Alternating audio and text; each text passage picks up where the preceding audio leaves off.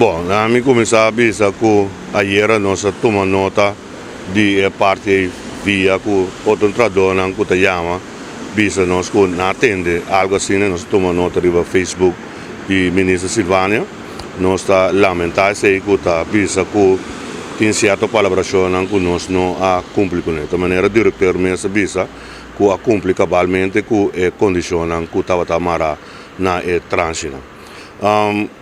Nós queda distinta com gerência de uma reunião formal, para se nós saia tudo é ponto não, para se nós podemos reunião general, para nós podemos decisão, e mesmo não decisão que vai passar, riba inteiro é assunto aqui.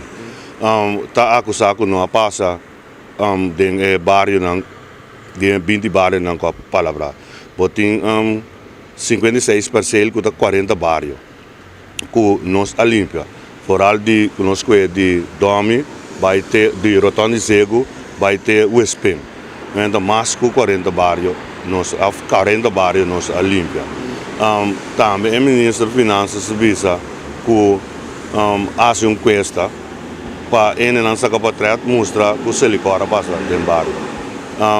Tá riba um nível que é bom, coitado. Para sombra, se você sacar para trás aqui, todo bairro vira meio que o pior que não está para trás. Esse BTG, que forma parte da Central Solidariedade Sindical, em 2020, agora nós mandamos ter um documento que Copohasi Promeco pediu lá na SEN, nós vimos com um projeto, maneira antes botava tem Abesor, bem com um projeto que vai acaparar 500 cupos de trabalho, e nós queremos manter a costa limpa.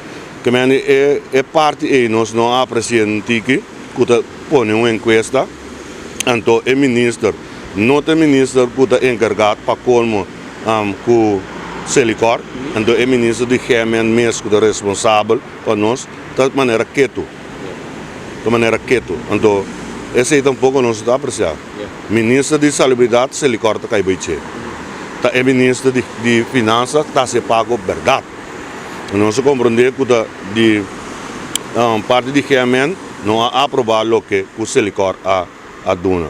Tem tu prova que nós podemos provar que o Selicor pode provar que a limpia mais que 20 bar. É usual que o bolso tem exigir prova de bolso que o bolso a limpia. É usual? Bom, tem caso aqui para 20 milhões que o governo põe para o Selicor para o fundo de liquidez que estava tendo um problema grande para manter o cupo de trabalho, e 20 milhões de água elétrica, e o cliente está paga 35 florins para a luna.